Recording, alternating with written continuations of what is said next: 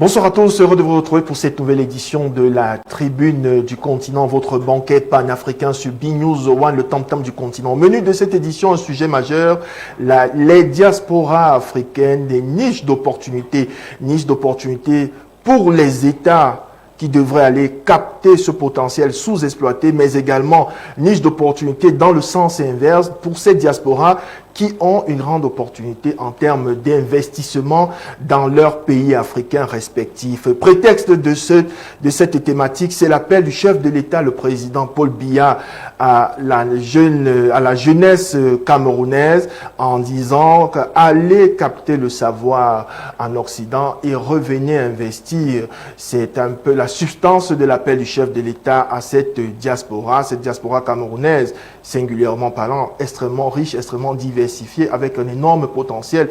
Mais cette diaspora camerounaise qui est à l'image de manière globale à la diaspora africaine qui contribue énormément, qui apporte des contributions en termes de transfert de fonds à un pourcentage extrêmement élevé, extrêmement important sur le PIB de leurs pays respectifs. Mesdames et messieurs, c'est la principale articulation de la Tribune du continent de ce samedi 13 février.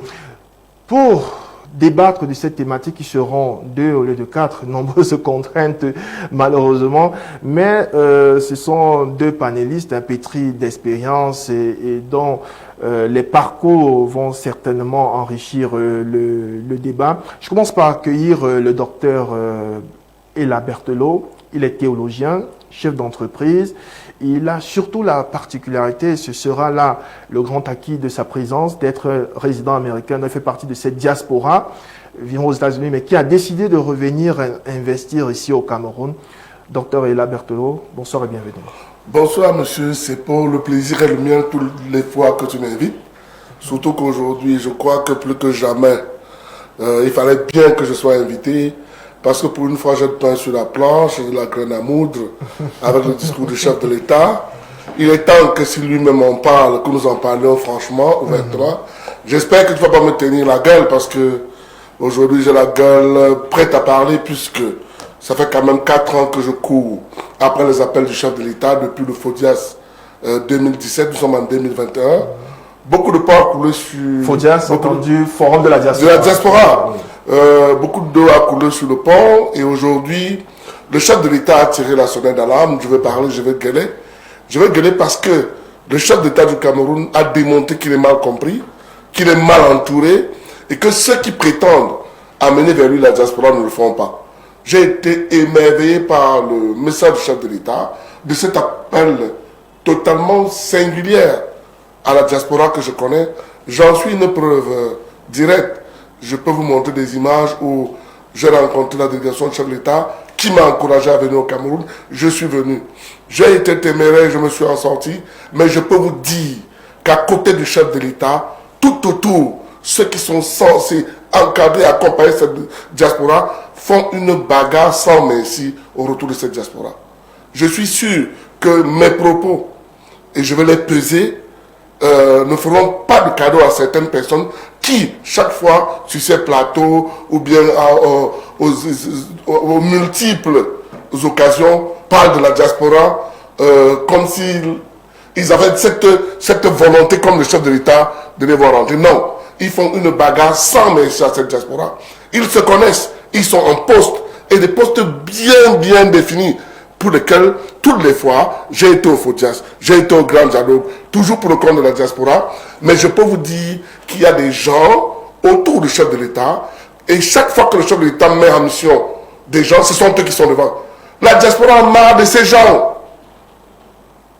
Je le dirais de manière succincte, M. Serge, je crois qu'il faudrait un débat où tu nous invites, que nous parlions de ce que le chef de l'État a dit. Il faudrait que ce soit clair. Et la diaspora va nous écouter. Je suis le porte-parole d'une partie de cette diaspora.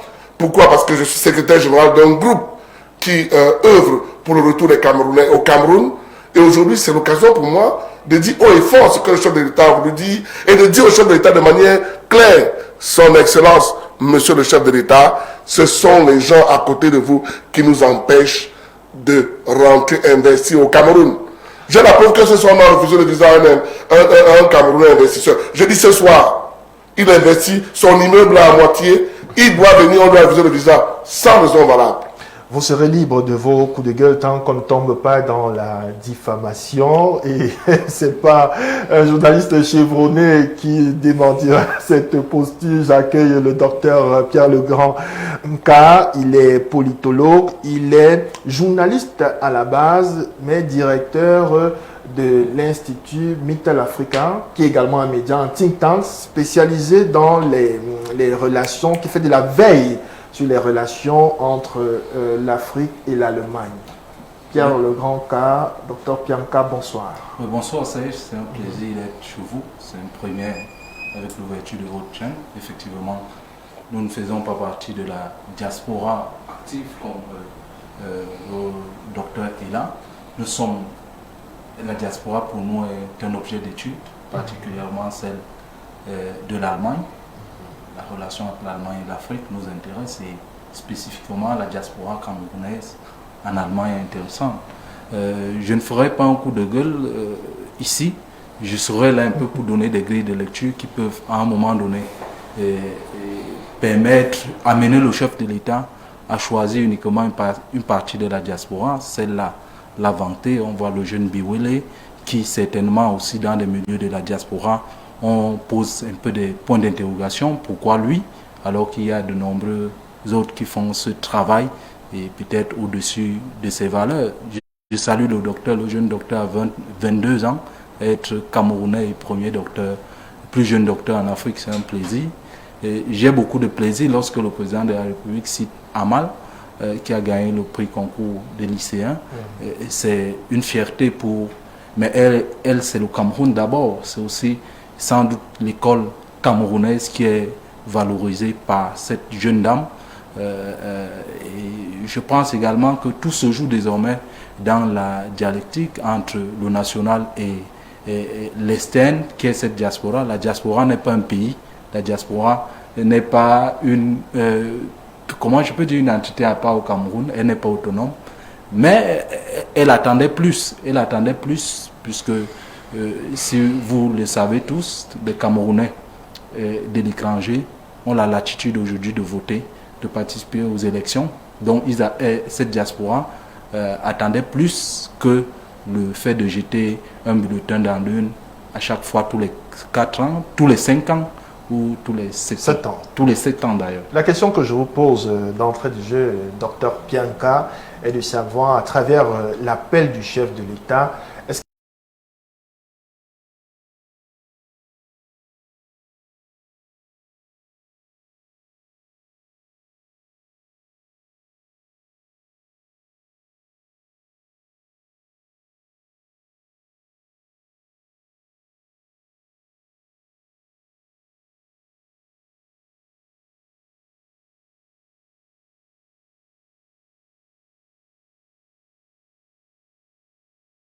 Oui, vous faites bien, moi je dirais... également dans le volet artistique, on pourra citer quelques cas tout à l'heure. Effectivement, vous faites bien d'évoquer, et peut-être vous dites un père qui parle à ses enfants, moi de ma part, qui rappelle ses enfants. Moi je dirais, vous voyez tout ce qu'il a cité, tous ces 3 noms, ce ne sont pas ses enfants, ce sont ses petits-enfants. Et il faut le dire, aujourd'hui c'est le 13, il a 88 ans. 88 ans. Donc c'est un grand-père qui parle, on le dit, n'est pas une lèse-majesté, un crime de lèse-majesté, c'est la réalité. Et vous dites que peut-être il y a des personnes en marge de la République. Non, il y a des personnes en marge de la République parce que même au niveau national, il y a une sorte de marginalisation, une sorte de refus du multipartisme. Parce que sans doute, le régime de Yaoundé, c'est le docteur Ela qui le disait, l'entourage immédiat du chef de l'État est favorable à une certaine diaspora. Est-ce une diaspora monolithiste dont on a besoin alors qu'au niveau national, nous sommes régis par des lois qui encouragent le multipartisme? Voilà la question. Est-ce que l'ancienne diaspora, c'est-à-dire ceux qui sont nos parents, est-ce qu'on les a pris en compte pendant toute la période, tout ce qu'ils ont fait? Et il faut bien rappeler que le Cameroun a eu la chance, parce qu'il faut le dire ici, lorsque le président de la République invite cette diaspora, c'est toute la diaspora africaine qui voulait se retrouver au Cameroun à travers le programme Model of Humanities, qui a été pensé par des Noirs, des Américains, qu'il fallait construire quelque chose de fantastique qui pouvait être la terre d'accueil, le monument d'accueil de tous les Africains. Ça n'a pas été le cas. On a surtout un site touristique. Un site touristique. Le site de Kribi a été identifié. Il était question de construire 54. À l'époque, on était à 54 États de l'Union africaine avant que le Maroc ne regagne la maison. Donc, il était attendu la construction de 55 pavillons là-bas, représentant chaque État africain. Et aujourd'hui, on manque de tout cela. Donc, le président de la République, sans doute, c'est un peu aussi l'air du temps. Vous voyez, avant un Camerounais qui a 22 ans, jeune docteur, quel chef d'État au monde va cracher sur un tel laurier? C'est peut-être ça. Mais dans le fond, il y a un ensemble de choses. Il a parlé tout à l'heure, docteur, il a des personnalités. Moi, je prends le cas, par exemple, de l'Allemagne, qui est mon objet d'étude. En 2011, il y a eu une délégation camerounaise qui est allée en Allemagne, une délégation du ministère de l'économie. C'est une anecdote que je raconte. Ils ont été invités par le Cameroun, ils sont arrivés, mais on attendait d'eux qu'ils applaudissent. Vous savez, on est dans le fameux Ayop au Cameroun. Lorsque vous applaudissez pour dire que le chef de l'État, il est beau, il va bien, vous êtes chouchoué par les membres du gouvernement. Mais cette diaspora a été déçue par le comportement de nos autorités qui ne leur ont pas donné la possibilité de venir étaler le savoir-faire. Parce que pour le cas de l'Allemagne, quand même, il faut dire parmi toutes les diasporas présentes dans ce pays, le Cameroun quand même a une forte colonie. Je tiens à rappeler que suivant les chiffres de 2018, c'est 7344 Camerounais qui sont inscrits dans les universités allemandes. Je parle des étudiants, je ne parle pas de ceux qui ont quitté le statut d'étudiant et qui travaillent à Bosch, qui font les tests Covid. Il y a des Camerounais qui font ça là-bas et qui envoient. Que fait-on de cette main-d'œuvre lorsqu'elle veut venir? Et pour sortir, l'Allemagne a organisé ici au Cameroun, c'était inédit carrément en décembre, ce qu'on a appelé le Germany Day, en collaboration avec la diaspora, Bantu Development Initiative de Yannick Nguete. Mais si je vous dis à quel niveau le gouvernement était représenté, vous allez poser les mains sur la tête. Aucun ministre, aucun secrétaire général des ministres, c'est un monsieur représentant le ministère, je dis bien le ministère de l'Agriculture et du Développement rural, qui s'est retrouvé contraint à participer à ces assises. En face de lui, il avait la représentante de la GIZ au Cameroun, il avait l'ambassadeur d'Allemagne au Cameroun, il avait, mais finalement, ce sont des opportunités comme celle-là que le Cameroun peut-être gagnera à capitaliser pour tirer, pour réunir tous ces enfants. Très bien, cher monsieur. Alors, je vous propose, pour bien orienter notre débat, nous bénéficierons d'une heure d'échange, au lieu d'une 30 du fait des contraintes techniques. Diaspora africaine, niche d'opportunités. Opportunités d'abord dans le sens des États qui devraient aller capter ces talents, des talents, un gisement de talents inexploités ou sous-exploités, mais également niche d'opportunités dans le sens inverse pour cette diaspora qui, dit-on, est parfois très mal informés et en rupture de banc avec leurs États ou les régimes qui parfois n'ont pas connaissance de l'opportunité. Donc d'abord le premier volet, docteur Ella Berthelot, est-ce que les États africains, ou singulièrement le Cameroun, négligent l'aspect diaspora? Ils ne voient que cette diaspora qui transfère des fonds notamment aux familles. Donc c'est un pays, on a des secrétariats d'État, voire des ministères en charge de la diaspora. Lorsque vous regardez, vous qui résidez aux États-Unis, la communion, au-delà du cas du Cameroun que vous décriez, peut-être on peut revenir là-dessus, vous avez toute la liberté de le faire, la communion entre les chancelleries présentes dans les pays occidentaux et la diaspora en termes de synergie pour l'intérêt des pays respectifs. Monsieur Sepo, je suis un peu désolé, un peu déçu, parce que ce n'est qu'à une heure de temps que nous devions parler d'un sujet aussi important, aussi captivant. Je le dis pourquoi. Quel que soit ce que vous diriez, avec le message du chef de l'État d'hier, j'ai la ferme conviction qu'il y a un problème entre la diaspora et le Cameroun. La diaspora, pourquoi? Parce que on avait tendance à faire croire à la diaspora que le chef de l'État ne veut pas d'elle. Je peux vous dire, j'ai fait tous les forums. Le malaise est tellement grand que tout ce que nous voyons, même ce que vous appelez la diaspora qui n'est pas acceptée, elle ne vient qu'aigrie par rapport au comportement de nos chancelleries. Elle ne devient qu'aigrie par rapport au traitement qui leur sont infligés. Je prendrai le cas de Richard Bona. Je vous prends un cas simple. À qui on a refusé de venir enterrer sa mère à cause d'une chancellerie, tout le Cameroun paye le prix. Je peux vous citer comme ça 200. Je peux te dire pour quelqu'un... Roméo Dika récemment qui a adopté la nationalité. Non, vraiment, non. Les histoires de Roméo Dika parti pour faire le show, je ne parle pas de ça. Je te parle des milliardaires, des gens qui sont des millionnaires en dollars, qui emploient et investissent dans ces pays, qui veulent ne serait-ce que venir accompagner l'État. C'est tout un calvaire. Je ne peux pas vous dire combien de fonds de financement, fonds perdus, n'arrivent pas à entrer au Cameroun juste parce que le Cameroun met des barrières. Je vous dis, le message du chef d'État... Sur la question des transferts de fonds, docteur Enassi, vous permettez, est-ce qu'il n'y a pas une dimension prudence et réserve vis-à-vis des pouvoirs publics au vu du contexte sécuritaire? Vous savez une information récente dans un rapport publié ces derniers jours fait état de ce que la crypto-monnaie, par exemple, qui n'est pas encore réglementée dans de nombreux pays, y compris les pays occidentaux, les groupes armés au Cameroun, qui agissent au Cameroun, en l'occurrence Boko Haram et les Amazoniens, ont capté près de 160 milliards de dollars. Est-ce que cette prudence-là... Non, on ne parle pas de la même chose. Pourquoi chaque fois qu'on veut évoquer le dossier de la diaspora, on a soit... Vous avez sur un aspect... vous avez parlé des rentrées de fonds. Je vais aller dans les rentrées de fonds. C'est les fonds qui viennent pour des investissements qu'on connaît. Ça vient par les banques de l'État du Cameroun. Ça passe par le ministère des Finances.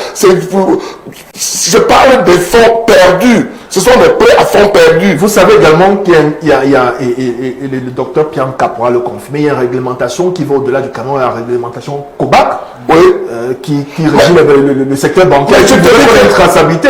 C'est-à-dire qu'à partir d'un certain montant... Ce dont je fais allusion aujourd'hui, ce sont des financements qui ont reçu l'onction, les carnavals et toutes les clauses possibles.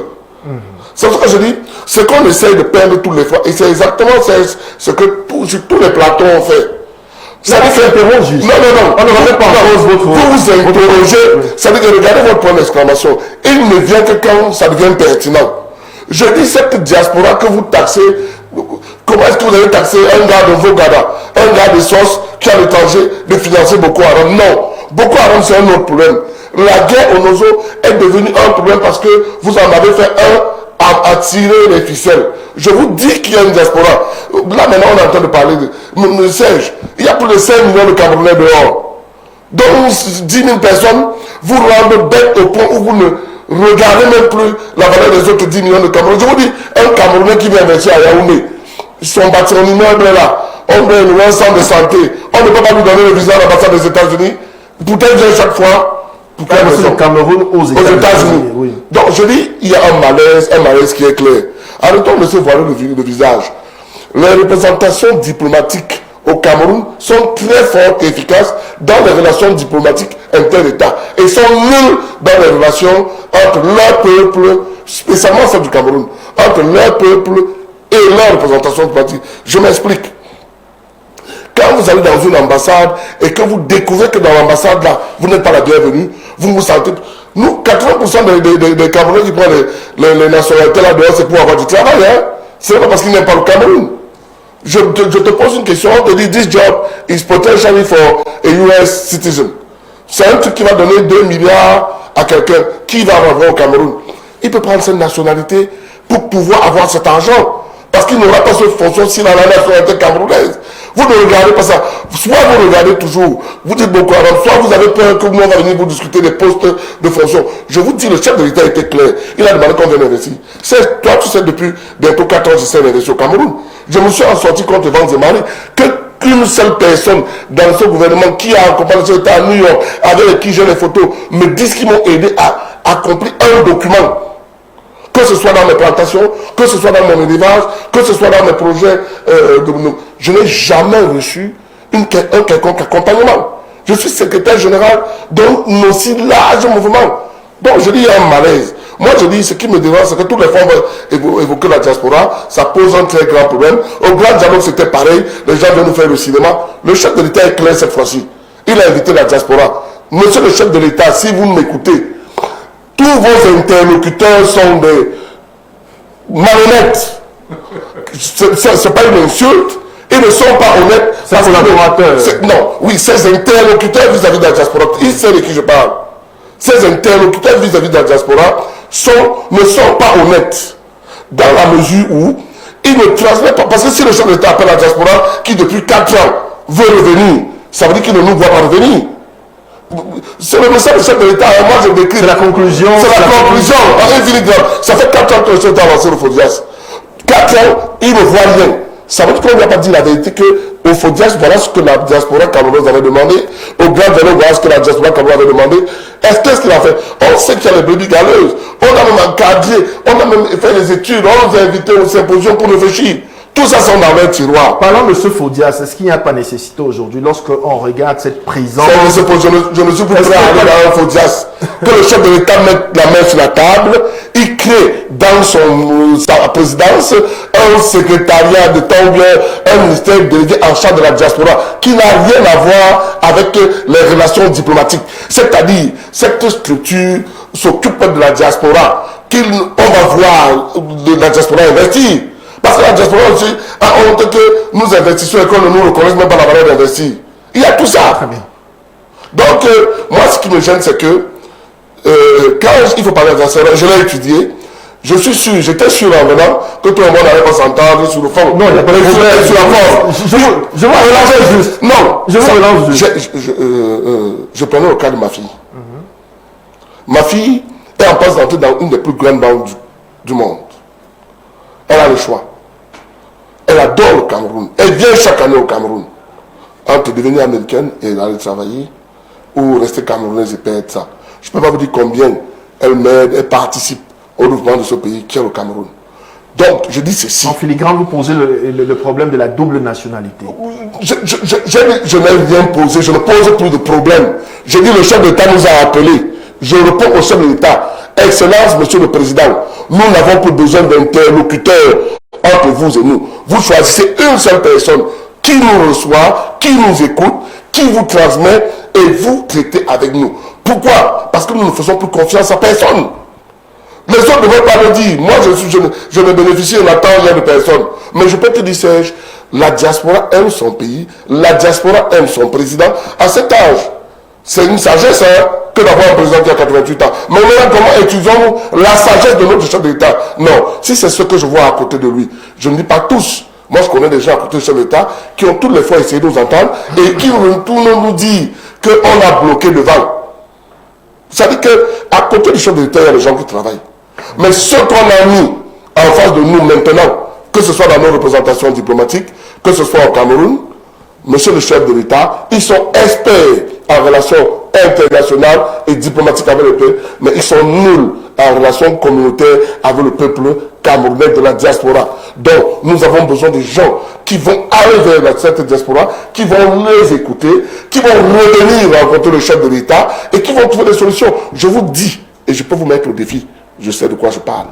Très bien. La diaspora camerounaise est capable de faire 10 fois ce qu'elle fait maintenant en termes d'investissement au Cameroun. Il suffit de 2 choses. Au Grand Dialogue, on a énuméré ça. De tout ce qu'on a fait pour le dialogue, rien n'a été mis en application. Je ne suis pas sûr que le chef de l'État a reçu même les résolutions de la diaspora parce que au moins il nous aurait dit, voilà, je vous ai donné le guichet. Donc quelques... Il y avait le guichet unique, il y avait la double nationalité. Guichet unique. Est-ce que nous... va demander à un secrétaire, un guichet unique. Un guichet unique, c'est quoi? C'est un point d'accès où quelqu'un va déposer un projet. On va l'accompagner dans le projet. Ça vous permet de contrôler les fonds que vous voulez les contrôler, de se rassurer que ces fonds vont de l'étranger, qu'on accompagne. C'est même sécurisant pour vous. On a demandé un guichet unique. Donc, quand j'apporte un projet. Comme l'agence de promotion des. Non, on ne veut pas. Ce sont eux qui. Il n'y a rien qui marche au Cameroun. Vraiment, que le chef d'État sache. Ces agences-là ne fonctionnent pas. Je vous le dis sincèrement, ils ne fonctionnent pas. Je suis sûr parce qu'il y a des grosses résolutions. Il y a des grosses sous-dessus. Les résolutions de quoi? Oui. Les résolutions de quoi? Vous avez parlé du guichet unique. Monsieur Sepo. Ce n'est pas me recevoir à l'aéroport qui va me faire que je développe le Cameroun. On a besoin de confiance. On appelle le guichet unique. Le guichet unique. Oui. La double nationalité. Et le secrétariat d'État. Ça veut dire qu'on avait dit un secrétariat d'État, un ministère dédié à la diaspora. Je m'explique. Rien à voir avec le ministère des Relations extérieures. Ou bien on peut l'annexer. Mais que par exemple la direction des Cameroun de l'extérieur soit seule. C'est celle-là qui nous donne les visas, c'est celle-là qui nous suit, c'est celle-là qui comptabilise nos opérations, c'est celle-là qui suit. Parce que quand vous avez 5 millions de personnes dehors, et vous nous mettez dans une direction, un ministre qui a tout un tas de choses à faire, il mettra la diaspora ou non, je suis désolé. Je suis la preuve, d'autres aussi le savent. Allez sur le terrain voir. Il y en a des centaines comme moi qui le font déjà au Cameroun. Mais je peux vous dire à quel prix. C'est pour à quel prix. Si je vous dis le prix que nous payons pour pouvoir rentrer au Cameroun, je ne sais pas vous dire quelle illumination. Après un événement, tu viens voir un ministre, je ne cite pas un ministre, tu as un dossier, il faut qu'on t'envoie à l'ambassade envoie la direction envoie, pour qu'on te donne un accord de principe. Moi, je dis, j'ai des financements qui ont fait l'objet des réunions quadripartites. Les fonds sont là, n'attendent que la mise à disposition. On a un problème pour aller faire l'agriculture. On ne voit que Boko Haram. Non, moi je dis, ce qui me plaît aujourd'hui dans ma position de secrétaire général, c'est que beaucoup de membres de la diaspora m'appellent pour me dire des choses. J'ai un nombre vert. On m'appelle, je sais les choses. Si le chef de l'État voudrait qu'on lui parle, je ne voudrais plus d'interlocuteur. Si oui, dans son cabinet, bref, à la présidence. Il faut être précis. Donc, que ce soit dans la présidence. Si c'est dans un ministère, oh, laissez tomber, please, give a break. Très bien. Oui, vous savez, et je vais un peu intervenir par rapport à sa chute. Lorsqu'il dit c'est à la présidence, je pense que c'est aussi le fait de cette diaspora-là. Il y a une certaine diaspora aujourd'hui qui veut voir les choses changer, même à partir de cette présidente de la République. C'est-à-dire, il salue certes les 88 ans du président de la République, mais il y a des Camerounais qui disent, eux, ils sont moulés à la démocratie occidentale qui leur permet d'avoir ces financements, qui permet d'avoir ces fonds. Et ils disent, un gouvernement qui nous a acceptés et qui nous a donné tant de liberté, il serait bon qu'un tel gouvernement aussi nous accueille au Cameroun. Ce qui n'est pas toujours le cas. Il y a une sorte de... Et c'est ça qui fait même mal à toutes les diasporas camerounaises dans les différents pays. Lorsqu'on parle, lui parlait, vous avez échangé tout à l'heure sur l'Amazonie, on voit des fonds des Camerounais résidant aux États-Unis. C'est la même chose en Allemagne. Lorsqu'on voit l'Allemagne, on voit une fois des activistes de la brigade anti-Sandina qu'on colle à toute cette diaspora. Ce qui est faux. Et pourtant, je vais vous donner les chiffres. Sur près de 8800 Camerounais inscrits au cours des élections de 2018 en Allemagne, seulement 150 ont voté. Le reste, ils ne sont pas partis. Et sur les 150 qui ont voté, le président de la République était avant-dernier actuel. Pourquoi? Il faut étudier ça. Notre ambassadeur qu'on vient de nommer là-bas, est-ce qu'il est allé là-bas, monsieur Victor, son excellent Victor Ndoki, est-ce qu'il est allé là-bas pour dire j'ai face à moi la diaspora dans le pays le plus développé d'Europe? Est-ce que je vais tirer avantage de ça? Non. Certainement, ça sera fouillé parce qu'il y a les Wilfried Sewe qui part du Cameroun après, qui est ingénieur. C'est pourquoi, à un moment donné, quand le président de la République cite tous ces jeunes qui ont eu le mérite d'avoir le parcours qu'ils ont, physiciens, mathématiciens, c'est bien beau. Mais Sewe était ingénieur, il travaillait à Siemens. Il travaillait à Siemens et il a été arrêté au Cameroun. Ils sont nombreux. Richard Bona, il parlait de lui. Richard Bona, à lui seul, est un facteur stimulant. Pas aux États-Unis, mais au Japon. Qu'avons-nous fait? Puisque Richard Bona, Près de 200, plus de 200 spectacles. Plus de 200 spectacles. Il est capable, en termes d'intuition personnelle, de dire le Cameroun, là, c'est ceci. Que faisons-nous de ces gens? C'est pourquoi, à la fin, et le président de la République, moi, je suis resté un peu sur la fin parce que c'est maintenant qu'on apprend du secrétaire général 5 millions de Camerounais à l'étranger. Oui, mais dans quel secteur? Il faut qu'on sache. Est-ce que ce n'est pas là véritablement la grande faiblesse? On ne va pas focaliser le débat oui, sur le Cameroun, on va parler des pays africains de manière générale. Oui, justement. La capacité des États africains à capter d'abord ces talents. Oui, prenons par exemple le cas des médecins. Pourquoi parlons-nous de l'Afrique alors que le Cameroun nous dépasse? Parlons du Cameroun d'abord. On va parler de l'Afrique après parce que nous sommes sur la tribune du continent. Oui, le Cameroun. En parlant du Cameroun, on ne parle pas du continent Je africain. n'ai pas dit qu'on ne parlerait pas du Cameroun. Oui, non. Pas exclusivement. C'est-à-dire que le débat il est large. On parle des diasporas africaines. Et la diaspora camerounaise est le reflet des Je diasporas. n'ai pas envie de parler du Congo ou du Gabon parce que je n'ai pas vécu. Mais parce qu'il y a des diasporas, il y a des modèles de fonctionnement qui peuvent nous inspirer. Voilà. Si c'est la diaspora malienne, par exemple. Je voulais en venir. Voilà. Je dis qu'on ne La parle pas. diaspora du Nigeria, par exemple. Je dis ceci. Je peux vous expliquer, et c'est exactement de ça que je voulais faire allusion. Quand on parle, je voulais plutôt qu'on copie. Je vous explique. Vraiment, je parle ici à Mondovision, ça m'engage. Je souhaitais qu'on parle de la captation. Oui, c'est de ça que je vais parler. Oui. Il y a les diasporas pour lesquelles les représentations diplomatiques ont l'art d'accueillir, d'organiser et de faire mettre en œuvre leurs militants à l'extérieur. Je veux pour preuve, si vous arrivez aux États-Unis et vous avez un monsieur du Mali, Oui. le Mali au village s'assure que celui qui est arrivé renvoie l'argent au Cameroun pour une raison ou pour une autre. Tu ne vas jamais voir une représentation malienne aller contre un de ses représentants, peu importe comment il a fait pour avoir ses papiers. Maintenant, je refais le corollaire au Cameroun.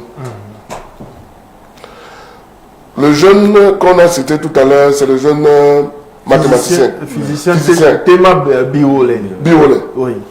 Est-ce que vous savez que pour que Biolé entre à la NASA, où il est en train d'aller là, il va devoir laisser sa nationalité. C'est là toute la problématique aussi de son histoire. Il va devoir, il doit. On a Simo qui est déjà à la NASA. Quand il vient au Cameroun, on est content.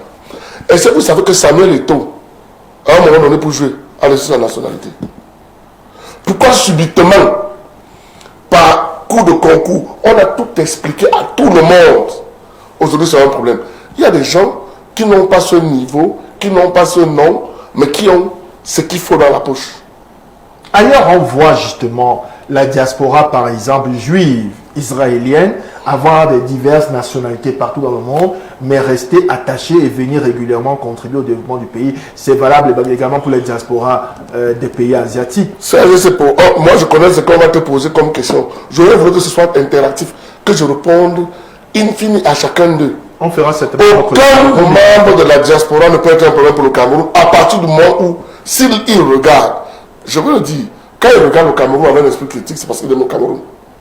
Maintenant, l'esprit critique ne devait pas être un problème. C'est comment est-ce qu'on gère la critique. Moi, je ne suis pas de ceux qui cassent les ambassades. Pour moi, c'est la croix. Nous, on s'en attaque. La preuve, nous, on les combat. Nous, on n'est pas de ceux qui déchirent les fichiers du Cameroun. Mais je peux vous poser la question. Sur environ 5 millions de Camerounais dehors, comme 5 000 fassent le désordre, et que sur cette diaspora, que tous les yeux des gens à côté du chef de l'État s'orientent. La preuve, le chef de l'État a dégagé, il a toujours dit, la dernière fois on avait dit une certaine diaspora. Je vous dis que ça fait 2 discours du chef de l'État qui me rassurent et qui me rendent sincère que le chef de l'État est très mal informé sur sa diaspora, que le chef de l'État n'a pas le contact qu'il faut, parce que je peux vous dire, les Camerounais de la diaspora aiment leur président, parce que ne pas aimer les gens qui sont autour de toi, comme c'est le chef, il prend les coups. Mais ce sont les coups des gens à côté de lui. Je peux vous dire avec assurance. Vraiment, je fais juste un exercice simple. Monsieur Paul est seul, il laisse tous ses gars de corps. Il descend à Paris. Il veut parler avec les gens. On ne va pas lui lancer une tomate. Lui-même étant un ancien de la diaspora, la question que je voudrais vous poser, je reviens à vous, docteur Pierre Nka, l'incapacité des gouvernements africains et singulièrement Cameroun à capter les talents, ce gisement de talents sous-exploités ou ignorés. Prenons le cas des médecins par exemple. Le constat que nous faisons au Cameroun, c'est qu'il y a une fuite des cerveaux, il y a une déperdition de médecins au Cameroun. En région Île-de-France, on parle de milliers de médecins camerounais spécialistes. À l'échelle de l'Europe, la France, la Belgique, l'Allemagne, ce sont les médecins camerounais au sein de la diaspora africaine qui, on va dire, dominent là-bas. Mais nous avons un sérieux problème, par exemple, au Cameroun, en termes de couverture santé, en termes de couverture de la carte médicale. On n'a pas assez de médecins. Est-ce que ce sont les conditions de travail qui amènent ces spécialistes-là à partir et à ne plus revenir? Ce ne sont pas les conditions seulement de travail qui amènent ces gens à partir et ne plus revenir. C'est plutôt les conditions de départ. La diaspora qui va, les Camerounais qui vont à l'étranger, pour la plupart, ils ne partent pas sous le couvert de l'État. Pour les étudiants, il y a cette des boursiers. Vous savez, quand on est boursier camerounais, la misère qu'on endure pour recevoir sa bourse dans le pays d'accueil, c'est souvent un problème aussi. Donc cette diaspora qui part en Europe, qui se retrouve aujourd'hui en Europe, c'est la diaspora des sacrifices des familles camerounaises. Je me souviens, pour illustrer votre propos, si vous permettez une minute, le témoignage du docteur Basson, président d'un syndicat des médecins camerounais, qui disait s'être retrouvé boursier au Sénégal, où il est parti avec les efforts de la famille. Il ne recevait rien comme bourse. Et c'est dans des conditions extrêmement difficiles qu'il a pu faire sa spécialisation. Et quand vous vous retrouvez dans cet état des choses, que c'est votre famille qui vous a envoyé en Europe, vous ne vous sentez pas redevable vis-à-vis de l'État. Vous n'êtes pas redevable vis-à-vis de l'État. L'État même est incapable de poser les puces. Non. Pourquoi je dis non, non. Donc tu as raison. Encore que ceux-là ne posent même pas ces conditions. Non, ceux-là sont privés. Donc, ils ont leur clinique ici. Ils sont même disposés. Oui. Parce que, dis même que parce qu'ils sont partis de la famille personnelle, ils ne sont pas redevables. Non. Je connais de haut placé. Oui. À la Maison Blanche, à un jet de pierre de la Maison Blanche, il y a un hôpital. George Washington GW Hospital. Le meilleur radio-oncologue de la région est camerounais. Il est parti seul, il s'est battu seul, il est arrivé les professeurs. Son rêve, c'est de mettre une machine de radio-oncologie au Cameroun. Il a même essayé de mettre au Nigeria. Il est parti de ses propres fonds. Tout ce qu'il veut au Cameroun, c'est l'accompagnement. Combien, imaginez qu'on ait une facilité. Il lui dit seulement, vous apportez la machine et je viens travailler. Ça veut dire que quoi? Je vais vous expliquer ce qu'on dit dans la diaspora. Nous, on avait dit le retour de payback, le retour des connaissances. Oui. La diaspora aux États-Unis est organisée de telle manière que la diaspora que nous on connaît, en congé, chacun de ces médecins est disposé à venir passer ses congés pour aider à soigner. Alors qu'ils sont partis avec le fond. Donc, pour moi, le problème n'est même pas à ce niveau. Non, c'est un fond au niveau de l'État. Je suis d'accord. Monsieur est là. Ouais. C'est que lorsque monsieur Biwele va en Europe sous ses fonds personnels, il est libre. On est dans le capitalisme aujourd'hui. Il est libre de prendre une autre nationalité. Et c'est le côté un peu philanthrope qui fait qu'à un moment donné, vous vous dites, on a des origines, on a ceci, mais ça doit être structuré, ça doit être organisé. Le Cameroun doit envoyer ses citoyens aller étudier, comme il a dit, on ne doit pas aller à la quête de la connaissance de manière individuelle. Parce qu'il y a des Même si on est allé à la quête de manière individuelle, l'État doit également avoir les capacités à capter.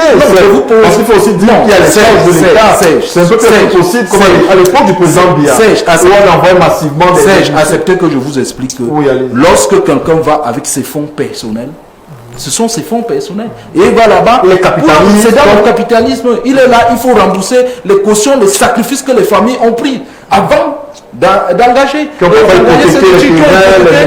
Les titres fonciers dans les banques, etc. Et maintenant, lorsqu'on finit, laissez-moi terminer, lorsqu'on finit, il se retrouve dans les conditions où il veut revenir. Mais quand on revient au Cameroun et on couvre un environnement où hostile. C'est de ça que... Oui, c'est pourquoi je vous dis, lorsqu'on retrouve un environnement hostile, l'environnement est hostile, pourquoi? Parce qu'il y a un problème d'acclimatation.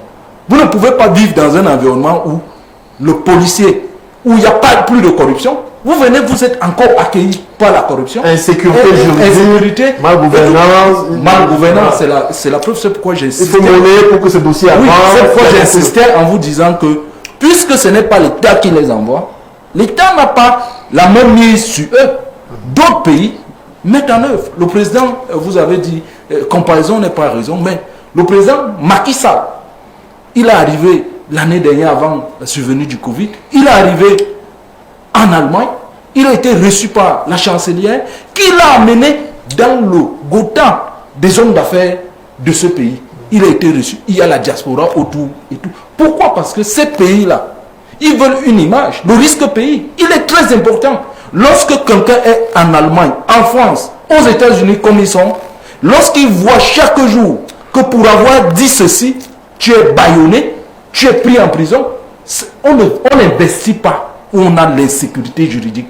On n'investit pas dans cet environnement, sauf si ce sont des losers. Des losers qui viennent dans la logique d'une diaspora dépassée en Europe, dépassée en Europe, qui vient refaire la coalition avec la mafia gouvernante au Cameroun. C'est pourquoi vous verrez tel, lorsqu'il parlait tout à l'heure et il a dit que lui ne veut pas entendre parler de l'agent de promotion. On va prospérer des agents. Il ne veut pas parler de l'agent de promotion des investissements. Oui, c'est ça. Parce que ceux qui partent là, ils sont facilement reçus. Pourquoi? Parce qu'on regarde la carte du parti. Il ne faut pas se cacher. Tant qu'on restera dans la logique, qu'on regarde la carte du parti, un regard politicien. Un regard politicien, je vous dis. Je vais monsieur est là. Ce que je veux vous expliquer, vous voyez un peu, pour le cas qui est peut-être un objet d'étude, je le dis, ce n'est pas un cadre représentatif, mais c'est quand même surprenant. Les ingénieurs américains, les ingénieurs chinois, ils viennent à l'école allemande avant d'aller implémenter. Nous, le Cameroun et l'Afrique, assez. Et les Camerounais de l'Allemagne, vous ne pouvez pas imaginer les initiatives privées qui financent. Il y a un fonds d'investissement allemand qu'on appelle le WIDU, où 50% du montant d'investissement, ce sont des microfinancements de 2500 euros. Ce n'est pas costaud, c'est un programme d'implémentation. Qu'est-ce qu'on dit? On vous dit, vous, le porteur de projet au Cameroun, vous payez 25%, la GIZ paye 50%, le Camerounais de la diaspora en Allemagne paye 25%. Je vous dis, quand on prend la coalition, c'est 3 pays en Afrique, Cameroun, Ghana, le 3e pays m'échappe. Quand on fait les calculs, la diaspora camerounaise est la première qui finance ses frères au Cameroun. Maintenant, quel est le statut qu'on réserve à cette diaspora? C'est pour ça que je dis, mais mon frère, je vais t'expliquer. J'ai 3 choses que je ne voudrais pas aborder quand je parle de la diaspora. La première, c'est la politique. Il faut... Non. L'investissement est politique. Non. Il est politique. Non. Moi, je veux dire que je ne voudrais pas politiser. Alors, ça dépend dans quel sens on parle de politique. Est-ce que c'est le regard politique est relatif à l'environnement politique, s'assurer qu'on vient investir parce qu'il y a la bonne gouvernance, il y a la démocratie, un climat qui est apaisé, ou c'est un regard politique parce qu'on vient tenser le régime, on emporte à foi avec le régime. Dans quel angle? C'est juste pour. Oui. Je veux dire sans risque de me tromper qu'il n'y a pas dans le monde, pour le moment, un régime un gouvernement qui soit à 100% bon pour ses citoyens. Mais il y a des pays où l'indice, comme on dit, favorable aux investissements. Laisse-moi y aller. Je considère le Cameroun en matière de développement et même de fonctionnement à l'état embryonnaire. Si on veut le comparer à l'Allemagne, aux États-Unis, qui ont 400 ans d'avance, même au Nigeria. Pourquoi nous roulons à Mercedes? Non, non, je ne dis pas non. Elle a été construite depuis. Pourquoi nous on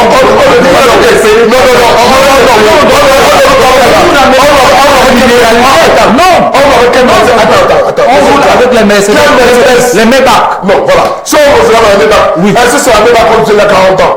Non. C'est le débat. C'est donc ça le débat. Pour recentrer le débat. C'est ça que je voudrais que on fait là. Tu parles de la Mercedes. Non, s'il te plaît, il faut que je réponde à ça. Il a une figure, c'est-à-dire un exemple sur lequel je voudrais m'appuyer. La Mercedes, il y a 22 ans, n'est pas la Mercedes d'aujourd'hui. C'est pourquoi les conditions de débat de la Mercedes il y a 22 ans ne sauraient s'appliquer aux conditions de la Mercedes aujourd'hui. Par contre, quel sens vous donnez à un regard politique lorsque un représentant de la diaspora, un fils de la diaspora veut venir investir? Est-ce en fonction du climat politique qui est en cours dans un pays? Prenons le cas par exemple du Ghana et du Rwanda, où le climat est, on va dire, relativement apaisé. Mais attends, sécurité, là vous dites le climat politique, non, attendez. Ou alors de deux choses, ou alors le regard politique sur le régime. Non, non, non. On a besoin de deux choses pour investir. Oui. En homme d'affaires. Oui. On a besoin de la sécurité. Juridique, oui. La sécurité des investissements, oui. Oui. Et la sécurité physique. Oui. C'est les deux mondes. C'est-à-dire que quoi? Tu es sûr que ton investissement sera sécurisé de manière de la sécurité physique, qu'il n'y a pas de guerre, personne ne va aller investir dans il n'y a pas de trouble, il n'y a pas de trouble. Oui. Deuxième, que les fonds des investissements soient sécurisés, qu'on ne soit pas escroqué. Parce qu'on a étudié préalablement son investissement, on a fait un business plan. Il y a des facilités en termes de procédure. Voilà. Mais je voudrais dire que dans le cas du Cameroun, je suis désolé de le dire et je le dis objectivement. Ces deux critères sont là. Maintenant, le problème c'est quoi? L'implémentation de cette sécurité juridique et l'insécurité politique. La sécurité juridique et la sécurité politique sont là. Insécurité alors? Non, la sécurité. Il y a la sécurité juridique. Et la sécurité physique. Au Cameroun. Il y en a en matière d'investissement. Oui. Je peux m'expliquer. Le Cameroun, c'est le premier pays au monde qui est le grenier de 6 pays et qui ne nourrit pas ces pays. On n'a même pas besoin d'aller loin pour voir qu'au Cameroun, il y a tout à faire. On n'a pas besoin d'aller loin. Je peux te démontrer en 5 minutes que le Cameroun n'a même pas besoin d'exporter son pétrole.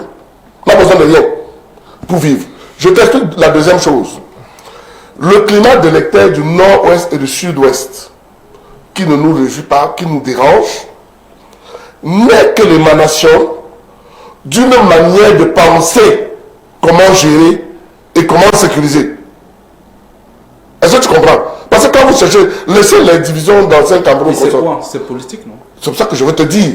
C'est pour ça que je dis, quand tu mets ça sur le plan politique, la politique politicienne, parce qu'en réalité, nous faisons la politique. Je dis, le gouverneur, le président du Cameroun, le nom du président du Cameroun ne m'intéresse pas. Est-ce que tu vois, quand je fais un investisseur, est-ce que je veux gagner de l'argent? Oui. Est-ce que mon argent est sécurisé? Oui. Maintenant, si la politique est mal faite au Cameroun, tu comprends?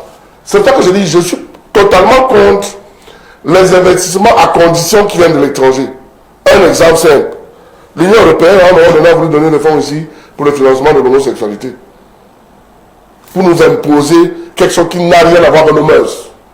Donc je dis, je suis d'accord avec l'argent qui vient, mais que l'argent vienne pour aider les Camerounais à faire comme les Camerounais sentent bien.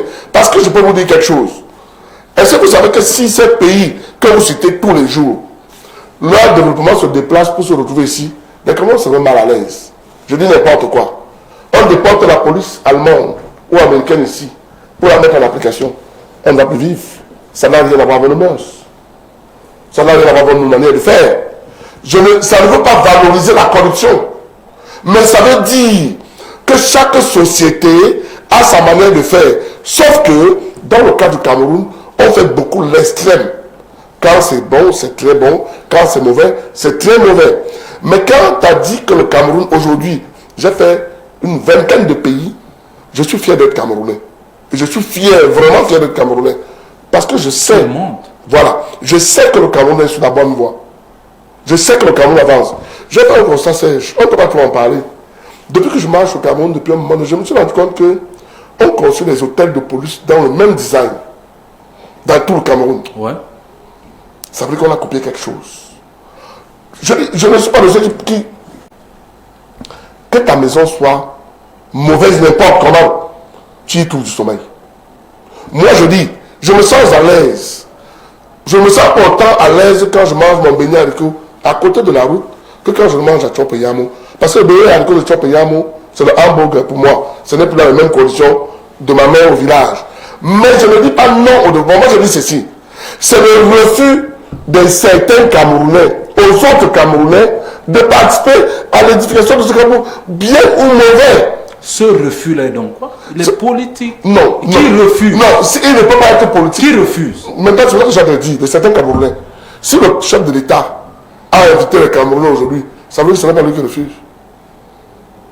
Ça veut dire que c'est un Camerounais. Et je n'accuse personne. Ça veut dire que c'est toi ou c'est moi, c'est quelqu'un de nous. Mais je dis le problème de la diaspora, que le chef de l'État, qu'on donne au Cameroun les 4 conditions qu'on a données, je vous mets au défi. Cette diaspora va changer de temps. Parce qu'elle sait qu'elle va venir participer au développement du Cameroun. Parce que c'est les 4 conditions. Je vous dis qu'elle participe à titre privé. Non, c'est ça que je t'avais dit, qu'on parle de participation. Ça veut dire que si elle donne je peux te l'assurer que ce que tu dis, participation là, ne représente pas le 0,1% de ce que peut faire les Camerounais de l'Est au Cameroun. Je suis sûr de ce que je dis. Pourquoi ils ne le font pas? Parce que c'est de ça que je parle. Oui, c'est pourquoi je de certains Camerounais qui empêchent. Non. Lorsqu'on veut investir, vous avez dit tout à l'heure des choses quand même qui irritent. Parce que vous dites il y a une sécurité juridique. Au Cameroun? Non, lorsque la justice a un problème. Non, je suis désolé. Tu as fait, non, pas juridiction. En matière d'investissement au Cameroun, ouais. Le Cameroun a eu un financement sécurisé. Je suis désolé. Mais je te dis de manière sûre. Si tu fais un appel de fonds au Cameroun, tu investis au Cameroun, de manière, c'est-à-dire que tu suis les carnavals de train, je peux te rappeler qu'il n'est pas seulement sécurisé par la preuve, il parlait de la COVAC tout à l'heure. Non, le problème, c'est pas l'entrée de l'argent au Cameroun. Oui, c'est l'investissement. Le problème, c'est l'après. Lorsque vous faites entrer l'argent au Cameroun, il faut qu'il soit injecté où il faut et qu'il suive les règles normalement. Ouais. Mais qu'est-ce qu'on voit? Qu'est-ce qu'on voit dans notre pays? On voit bien des gens qui viennent de la diaspora ou des gens qui viennent... Mais c'est pour ça qu'on a parlé du guichet unique. Oui, mais pour vous, j'ai un peu l'impression d'être, de vous entendre avec un son dissonant à la fois. Non, vous dites... Écoutez, non, j'explique, je vais être clair. C'est parce que l'environnement est propice. Les lois sont là, l'environnement est sécurisé, que nous voulons venir investir. Donc tu ne mélanges pas. J'ai dit qu'il y a 2 choses pour investir. La sécurité de manière globale et la sécurité juridique des fonds. Eh bien, elle a été mise à l'application. Non, peut-être que c'est ça que tu veux dire. C'est ça que vous mettez à le guichet unique. Je suis dans l'application. Maintenant, si tu parles, c'est ça que je dis qu'en mettant le guichet unique, les lois, attends, parce que...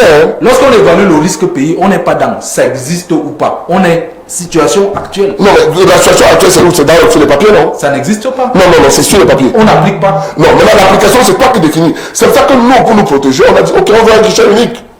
C'est pour ça que... Parce que nous, on a lu que ici, on peut investir au Cameroun, on a la preuve. Les autres viennent investir chez nous et apportent de l'argent. Bolloré a à peine parti du Cameroun. Il a la peine, on le chasse, il ne va pas partir. Il y a plein comme ça ici qui ont la peine de partir du Cameroun. Je peux vous rappeler qu'en 45 minutes, je suis capable de faire remplacer en matière de financement Bolloré. Ça veut dire que quoi? Il y a des Camerounais qui ont les moyens suffisants pour reprendre toutes les charges de Bolloré. Mais ils ont besoin de 2 choses. Le guichet unique. Parce qu'ils savent que la preuve, Bolloré nous bat dans les procès, c'est sur les lois. Non, quand tu parles de sécurité financière, si Bolloré peut courir avec le Cameroun, c'est parce qu'il y a des lois qui permettent au Cameroun de sécuriser les fonds. Alors, parlant de fonds, je partage avec vous, on a moins de 10 minutes pour terminer quelques chiffres. À l'échelle du monde des diasporas, en 2020, ont expédié dans leur pays respectif à peu près 548 milliards de dollars, dont 44 milliards à destination du continent africain. Ce sont des chiffres qui viennent pratiquement tutoyer l'aide au développement. Et beaucoup d'analystes estiment que ces transferts de fonds destinés aux ménages, aux familles, pour soutenir les familles, pour la santé, pour la scolarisation des petits frères qui sont restés par exemple au pays, on peut canaliser cela, réduire la dépendance à l'aide au développement et investir dans des projets de développement dans les pays africains, comme ce que nous appelons chez nous les projets structurants. Je souris beaucoup quand j'entends de telles analyses. C'est qu'ils oublient un préalable. Même si on prend tout cet argent, on donne au gouvernement africain, à certains gouvernements africains dans le même état, ça ne va pas fonctionner. Les gouvernements africains sont des rentiers. C'est pourquoi vous voyez les familles des diasporas se développer pendant que l'État ne se développe pas. Et ça revenait à ce que je posais au départ. Quelle est la politique de la diaspora pour le Cameroun? Comment le Cameroun projette sa diaspora à l'extérieur?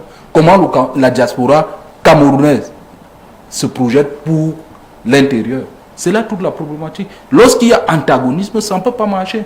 On prend cet argent de fonds aide publique. La preuve, l'aide publique au développement, ça nous apporte quoi? Ça nous apporte quoi? Ça nous a jamais développé. Pourquoi? Parce que ce sont des rentiers qui sont là. Il n'y a pas une ingénierie de production ou de production de la richesse. Il y a plutôt une ingénierie de consommation. Et l'aide publique au développement, pour premier critère, assainir, faciliter, pallier au déficit de l'État, sans nécessairement créer la richesse. On vient, vous êtes dans votre localité, comme actuellement il y a l'aide publique, je prends un cas qui me vient comme ça à la tête, la Banque mondiale qui dit on veut financer dans les zones de crise, on met de l'argent, ça permet aux gens d'aller à l'école, ça permet aux gens, aux Camerounais et tout, et à la fin, s'il n'y a pas une ingénierie qui suit pour que ces Camerounais qui sont éduqués même au niveau national trouvent leur compte, il y a des Camerounais qui partent des pays européens. Ils reviennent ici, ils disent le Benskin là, il va révolutionner ça. Moi, j'aurais été, et j'insiste, vous dites qu'on est vers la fin, c'est ce Camerounais là que le président de la République doit citer un exemple. Si c'est palpable ce que le docteur il a fait, le docteur il doit être dans le logiciel que de prendre des jeunes qui sont dans l'horoscope. Je dis horoscope parce que ce que Théma dit n'est pas une innovation. Le soleil, domestiquer le soleil, on le fait depuis en Chine. Il va venir faire la même chose ici pendant que nous on refuse d'utiliser l'uranium. C'est pourquoi je vous ai dit qu'il y a un problème de construction. Les textes camerounais, vous voulez prendre l'uranium comme source d'énergie. On vous dit non. Le Cameroun est un pays de paix. On sait que l'enrichissement de l'uranium à un certain niveau, ça peut aboutir à ceci.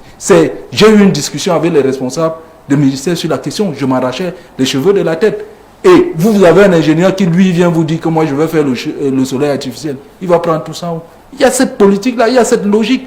Il y a des Camerounais qui se sacrifient, qui travaillent dans des superstructures. Moi je connais des Camerounais qui travaillent, ils se retrouvent en Europe, ils sont 3 Africains dans une structure multinationale qui produit des choses que nous consommons chaque jour.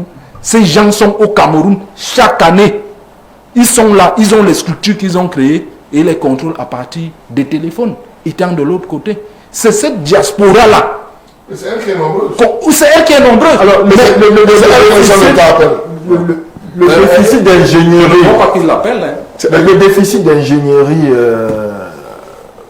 dont vous parlez va certainement conduire à une réforme qui va prendre corps, ou un projet qui va prendre corps du côté de l'Union européenne. Et ce sera une grosse incidence qu'on ne voit peut-être pas venir sur nos économies.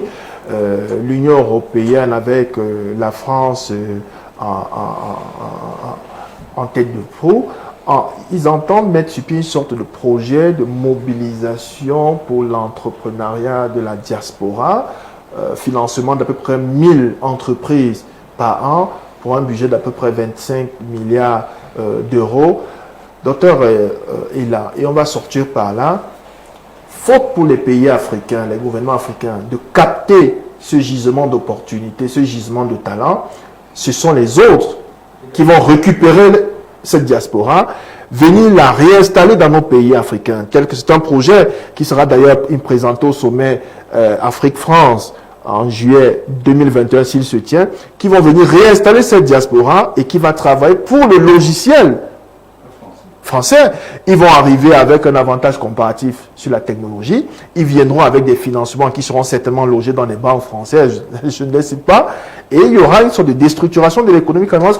Avec notre Made in Cameroun, Made in Africa, nous sommes en pleine zone de libre-échange économique continental africain. Ce sont les entreprises de la diaspora venir ailleurs, avec les financements étrangers qui auront le monopole sur notre économie. On est en train de conclure ton émission. Oui, on a 2 minutes. Que je voudrais qu'on reprogramme si c'est possible. Partie 2, promis.